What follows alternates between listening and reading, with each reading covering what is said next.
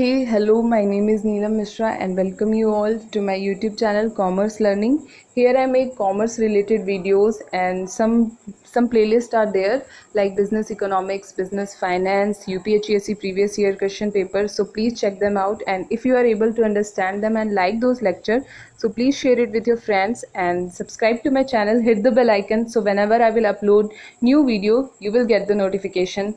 Okay, now moving to the topic. Today's topic is new trade theory. We have already discussed about classical international trade theory and some modern firm-based theory, in which we have discussed country similarity theory, international product life theory, global strategic rivalry theory. Now in this video we are going to discuss new trade theory. So let's see what is all about.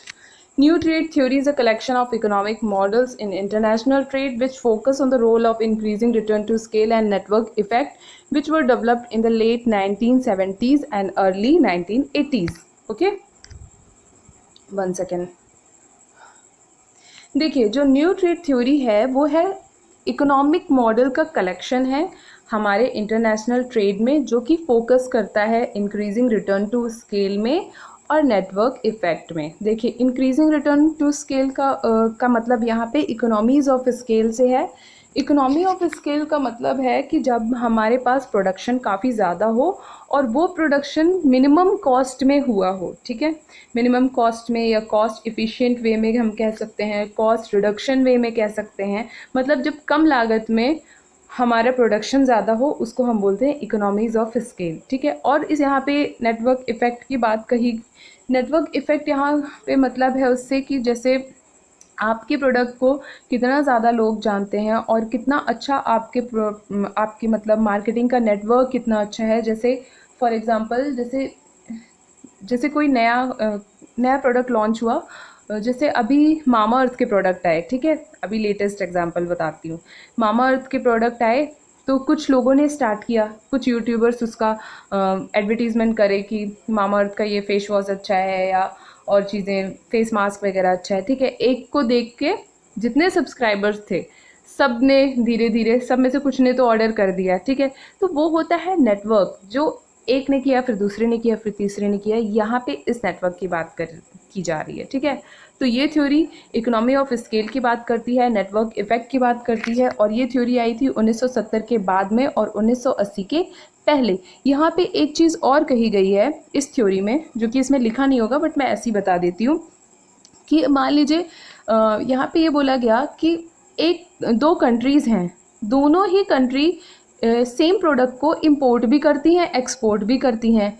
तो ऐसा क्यों करती है? जैसे हमारी India है, ठीक है, वो कार को इंपोर्ट भी करती है और कार का एक्सपोर्ट भी करती है.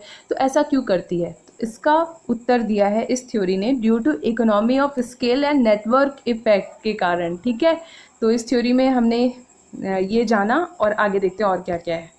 तो another element of new trade theory is that firm who have an advantage of being an early entrant can become a dominant firm in the market. देखिए, early entrant का मतलब है कि अगर मान लीजिए कोई कंपनी है, वो कोई कंपनी कोई प्रोडक्ट बनाती है, वो सबसे पहले मार्केट में आ गई है, तो उसको सबसे पहला एडवांटेज भी मिलेगा. जैसे मान लो, एक इमेजिनरी एग्जांपल देती हूँ. जैसे पेंट की कंपनी है, जब पहली बार पेंट आया होगा तो जिस भी कंपनी ने पहला पेंट बनाया होगा, मुझे यहाँ पे मालूम नहीं है अभी कि पहली कंपनी वो कौन सी थी, बट मान लो जिस भी कंपनी ने पहली बार वो पेंट लॉन्च किया होगा तो वो डोमिनेंट रही होगी मार्केट में. ठीक है, सब वो पेंट लेने लगे होंगे उस कंपनी का. ठीक है, तो और उसके बाद में जितनी कंपनीज एंटर की होंगी तो उनके लिए बहुत मुश्किल रहा होगा कि उस पहली कंपनी को compete करना उसके लेवल पे जाके. ठीक है, और उस पहली कंपनी के पास इकोनॉमी ऑफ स्केल भी रही होगी. क्यों? क्योंकि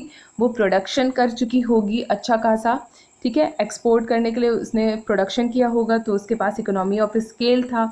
वो अर्ली एंट्रेंट था तो उसे गेन हुआ. ठीक है, उसके पास कॉम्पिटिटिव एडवांटेज था, मोनोपोलिस्टिक कॉम्पिटिटिव एडवांटेज था उसके पास. मोनोपोलिस्टिक कॉम्पिटिशन या मतलब मोनोपोलिस्टिक वाली स्टेज वो होती है जहाँ पे आपके पास कोई स्पेशलाइजेशन होता है या कोई ऐसी खासियत होगी जो किसी और कॉम्पिटिटर्स के पास में नहीं होगी. मोनोपोलिस्टिक वाली सिचुएशन वो होती है जब एकाधिकार होता है, अपने मन का चार्ज करते हैं. ठीक है, लेकिन हाँ स्पेशलाइजेशन भी होता है, यूनिक प्रोडक्ट भी होता है, ठीक है। तो यहाँ पे हमने क्या क्या पढ़ा, इकोनॉमी ऑफ स्केल, अर्ली एंट्रेंट का बताया कि जो अर्ली एंट्रेंट कंपनी होगी वो डोमिनेट करेगी पूरे मार्केट में, इंजॉय करेगी वो, क्योंकि वो पहली कंपनी होगी और उसके पास कंपटीशन नहीं होगा, ठीक है।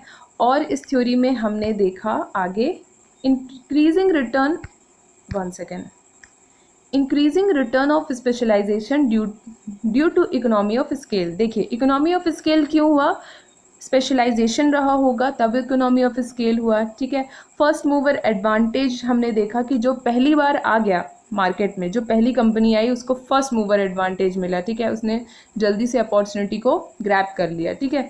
लक होता है फर्स्ट मूवर के पास, सिंपली लकी कहलाता है। गवर्नमेंट का इंटरवेंशन है कि जो भी ये स्ट्रैटेजिक पॉलिसीज़ वगैरह निकालती रहती है, इसलिए गवर्नमेंट इंटरवेंशन है।